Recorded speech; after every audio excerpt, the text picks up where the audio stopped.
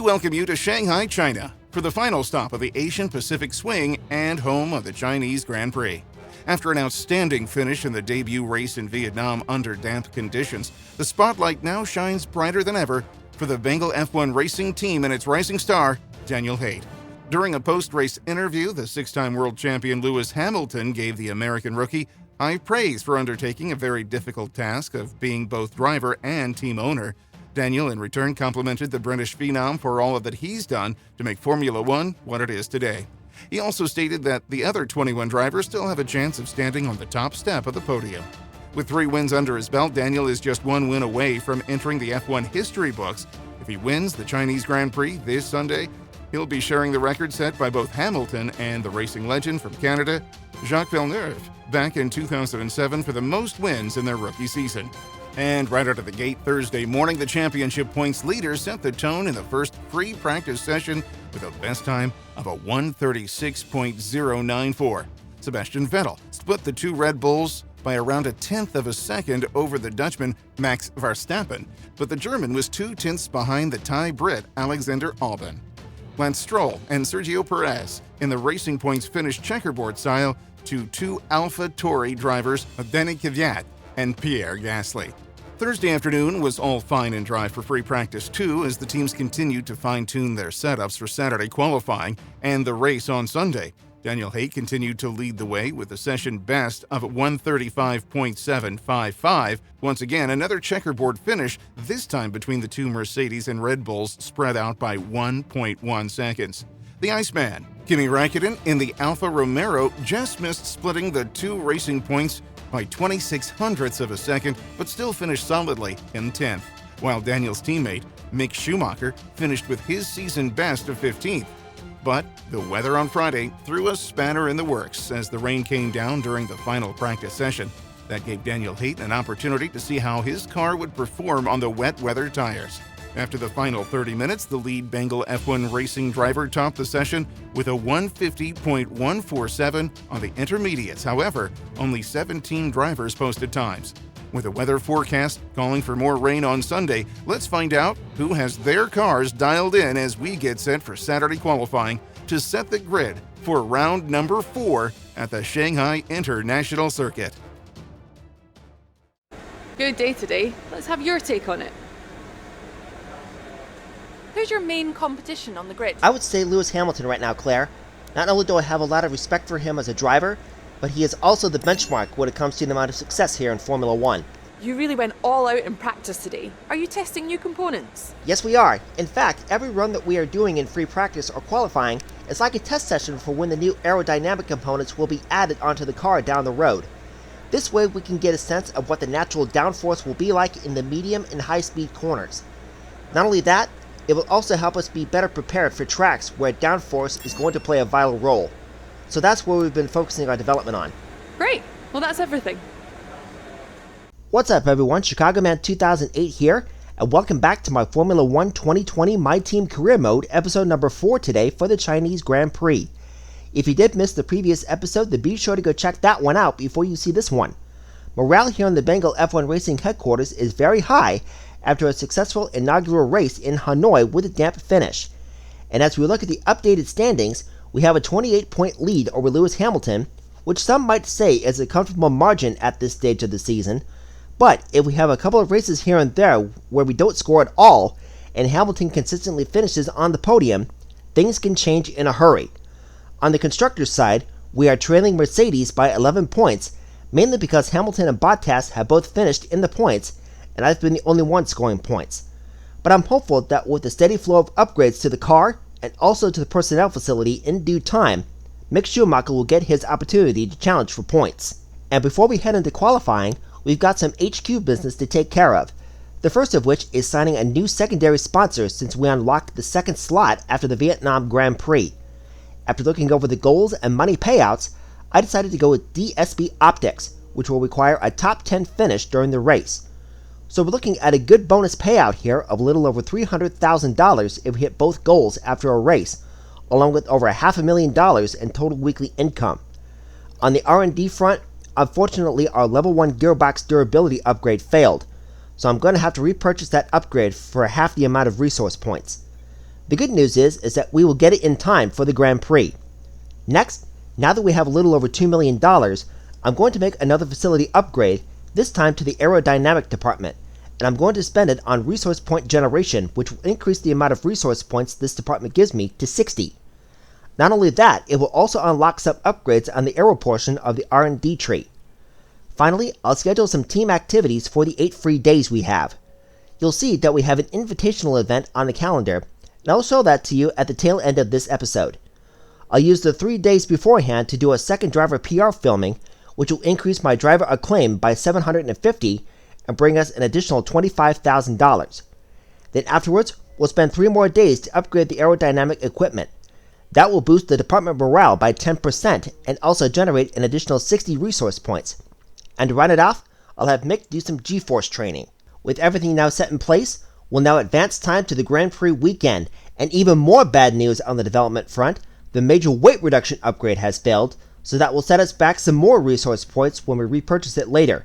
But thankfully, our new minor rear downforce upgrade is now in the car, and the level 1 gearbox durability that we had to fix earlier is now installed. The final bit of HQ business I will now take care of is the sponsor decals, and thanks to a patch update, we now have 11 different slots on the car, instead of 1 slot equating to 3 different spots when changing the camera view.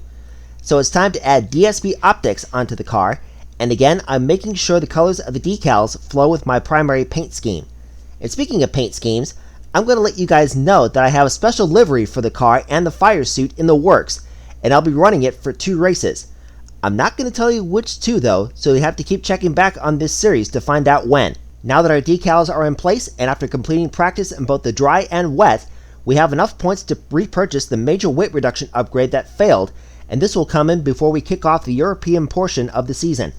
Also, we have enough points to purchase another minor front downforce upgrade.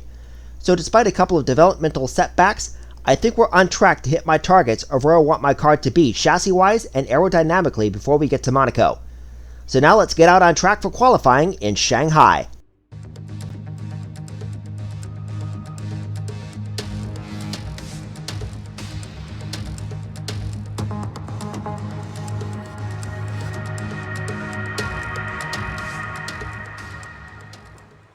Alrighty then, a little bit of a gloomy, cloudy day for qualifying, and that will keep the track temperatures down, but thankfully the rain will be staying away after checking the weather forecast beforehand. Into the heavy braking zone of the turn 14 hairpin all the way down to first gear, followed by the slight right-hand kink of 15. The pace felt a little bit slower than what I thought it would be, probably because I was getting some instances of understeer in the high-speed corners. I crossed the line and I managed to go top of the board with a 135.399, but not by much though. A quarter of a second separated me and Hamilton, and a little more than a quarter of a second from him to Verstappen. Once again, Daniel Ricciardo in the Renault has been really consistent with his Q1 results so far, while his teammate Esteban Ocon will be joining him in Q2. Well done to the Dane Kevin Magnussen in the Haas for making it into Q2, out-qualifying his teammate Romain Grosjean. Yet again, Mick Schumacher got knocked out in Q1 and will be starting in 20th for the race. And because the rain is forecasted to come down at the start of the race, I decided to stick on a fresh set of soft tires for Q2 because I have a feeling the tire wear rate on this circuit is high due to the nature of the medium and high-speed corners. Let's ride around the Shanghai International Circuit.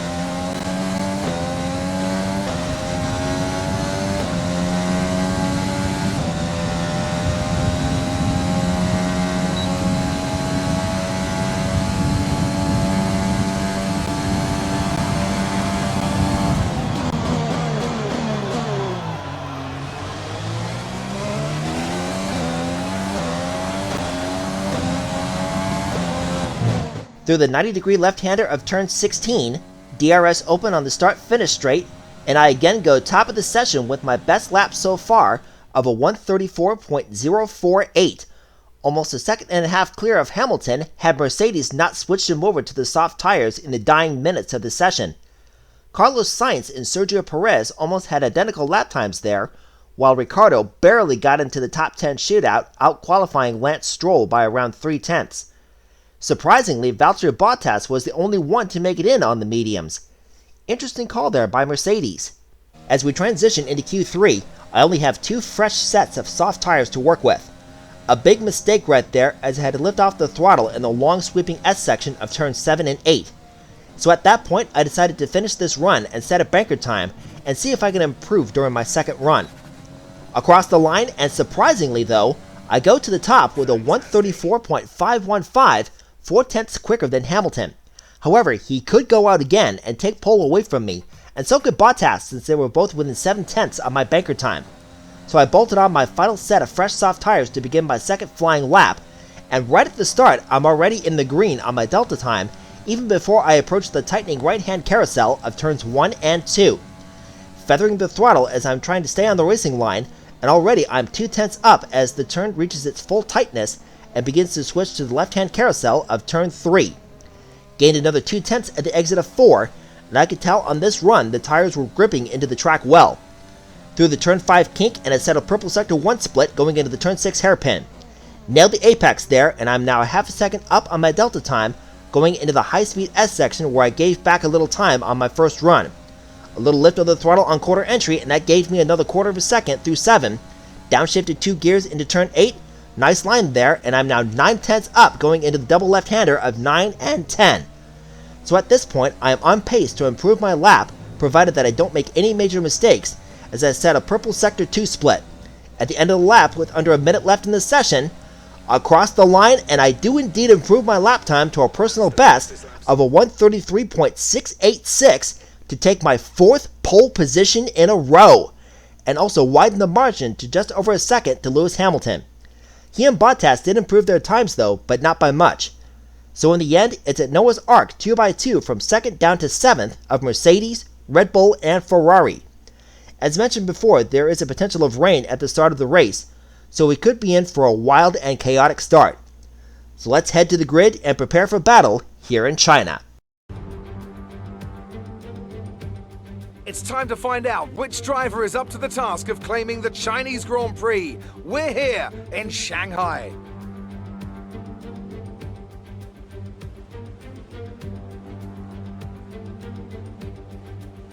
The ever-tightening turns 1 and 2 will prove tricky in the slippery conditions here at Shanghai, and anyone that slides wide will lose a lot of time getting back on track.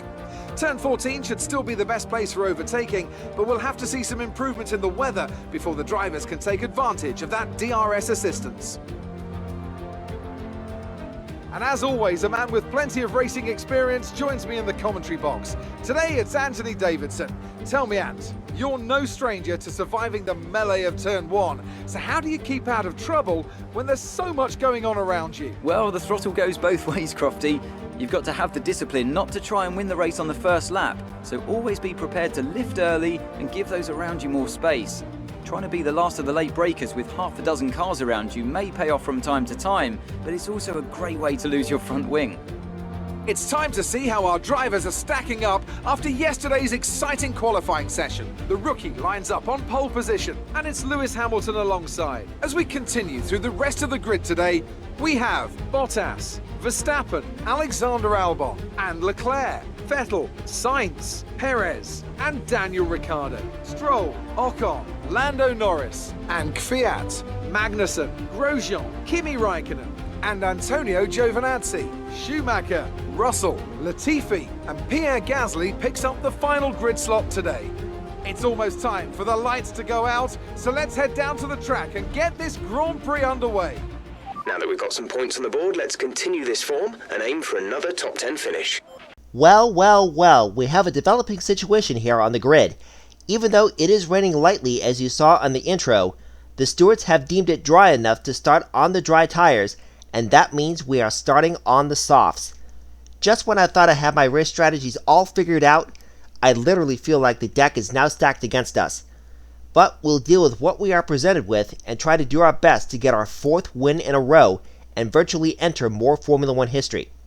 So for another first in this career mode, we will be utilizing the 2-stop strategy, going from the softs to 2 sets of mediums.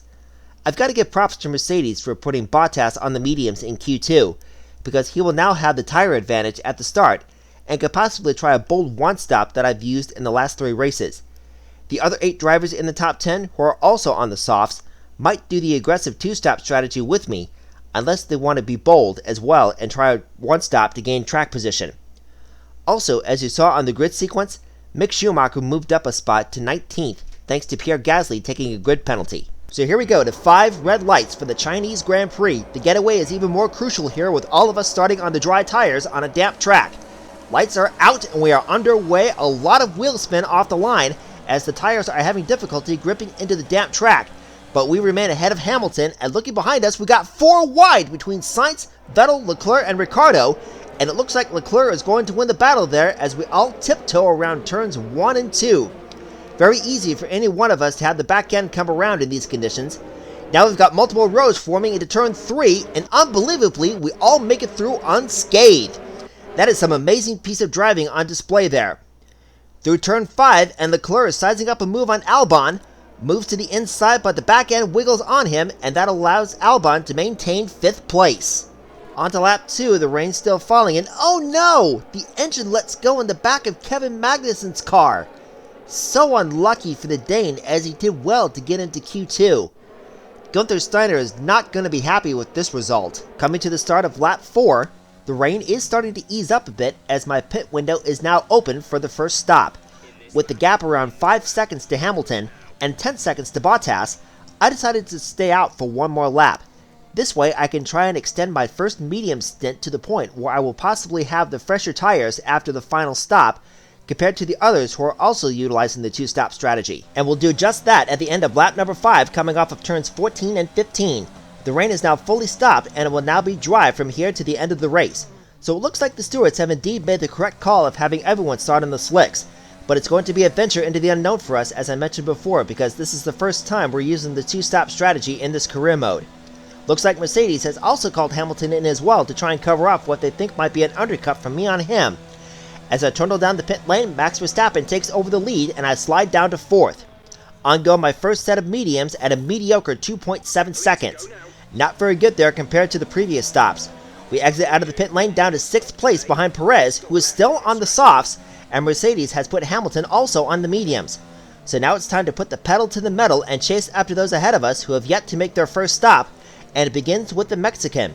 And it looks like he's being held up by Ocon and the Renault, who is going somewhat slow. I don't know if he's got an issue with his car, but the Frenchman is really struggling, and that is helping our cause as we both have them in our sights. I close up to around 6/10 behind Perez at the turn 6 hairpin, trying to suss out where to set up my overtake move. Into the S section, lifting off the throttle ever so slightly, letting the downforce take over and helping us get through 7. Perez slows down there at the entry of 8, and that invites us to make a swoop to the outside, and we make a beautiful move there into turn 9 as we move up into 5th place. And now we got our sights set on our next target, which is Ocon, and then Albon, who is further up down the road, and then Bottas and Verstappen. At this stage of the Grand Prix, I'm getting a sense of how my car is performing compared to the others on track, and it looks like where I'm gaining the most time is in the middle and high-speed corners. Where some of the drivers are gaining time on me is on the long front and back straight, which is where I am now as we look behind us with DRS open. Gaining on Ocon as he moves to the middle of the track to defend. I move over to the inside to try and brake as late as I can, but I got it all wrong, overshooting 214 and going wide, allowing Ocon to overtake me. Gonna try again to get him again at 16, but looks like Ocon is diving into the pits, and Verstappen is also in, so that elevates me into 3rd place. We'll now advance forward to lap number 12. Albon did make his stop at the end of lap 7, and that allowed me to move up into 2nd place. I'm now a little over 1 second behind Bottas, who has yet to make a pit stop in this race. I close right up to Bottas at the turn 14 hairpin to under a second. Now the moment of truth. What's Mercedes going to do? Will they leave him out or call him in? Looks like they pulled the trigger and called Bottas in, and that allows me to retake the lead at the start of lap 13. But we're going to stay with Bottas and see what tires he'll be going on, and this will determine what strategy Mercedes is using. Looks like a set of hards. So my prediction was indeed correct. Bottas will be going to the end of the race on the hards, whereas I'm going to make one more stop onto another set of mediums. And my second pit window is now open at the start of lap 16. But I'm going to stay out for one more lap to try and stretch the gap to Bottas to a pit stop gap and then some, because I'll be losing between around 20 and 22 seconds when I'm going down the pit lane. You probably saw as I was going through the MFD, my tires were in decent condition at 42% worn.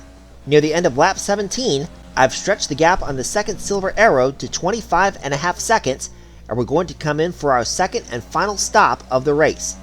With that big of a margin, we should be able to stay ahead of Bottas, provided that my pit crew doesn't keep me stationary in the pit box for more than 3 seconds. Otherwise, we could possibly be sandwiched in between the two Mercedes, and my strategy that I planned out accordingly will be completely shot. On go my second set of mediums, and just what I wanted, under 3 seconds. Taking a look at the leaderboard as we exit out of the pit lane, yes! We will maintain the lead by a little over 4 seconds. We'll now fast forward to lap 25, looking at the back of the field, and what's this? Kimi Räikkönen is retiring due to a mechanical failure. He was doing so well to stay close with his teammate Antonio Giovinazzi, and he was so close to the end of the race. That was unfortunate luck there for the veteran. But that will be in the rear view as we go to the final lap. Through the final 2 corners, and we will come home to take our 4th win in a row and virtually tie Lewis Hamilton and Jacques Villeneuve for the most wins by a rookie. This is absolutely incredible! Absolutely awesome. Just amazing. Well done.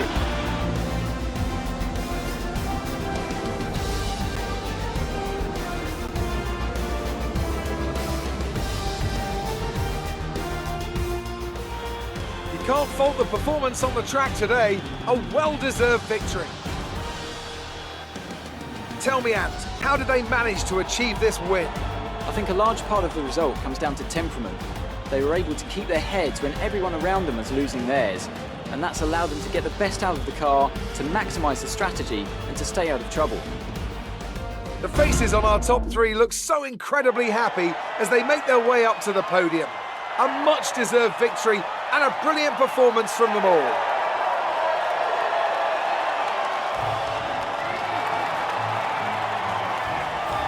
Well, sometimes you need to take risks in this sport, and this time the risk of using the 2-stop strategy paid off for us, with not only our 4th win in a row, but also to send a message to the other teams that we are a legit contender.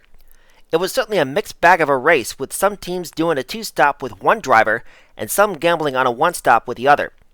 Congrats not only to Verstappen for making it into the podium with me, but also to his teammate Albon for finishing in the top 5, so that was a decent points finish for Red Bull. Also, nice job to the 2 Racing Point drivers of Sergio Perez and Lance Stroll for finishing in the top 10, so they came away with some decent points as well. And as we take a look at the updated driver standings, we've increased our points lead over Hamilton to 42 thanks to getting the maximum of 26. The point spread is close from 2nd to 4th, spread out by 11 points. And things are really taking shape in the midfield as the point spread there is also close from 8th down to 13th, separated by only 8 points. On the constructors' side, Mercedes increased their lead to 15 points, while we are 32 points ahead of Red Bull. It's very close between them and Ferrari, separated by only 4 points, and same down in the midfield, only an 11-point spread between Racing Point and Alfa Romeo. It's still in the early days, so as the old saying goes, anything can happen. And now that we have a rival, I'll explain how the system works.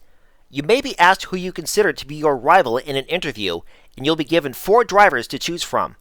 The higher the difficulty, the more driver acclaim you could possibly gain from winning. But if you lose the rivalry, you'll lose that amount of acclaim too.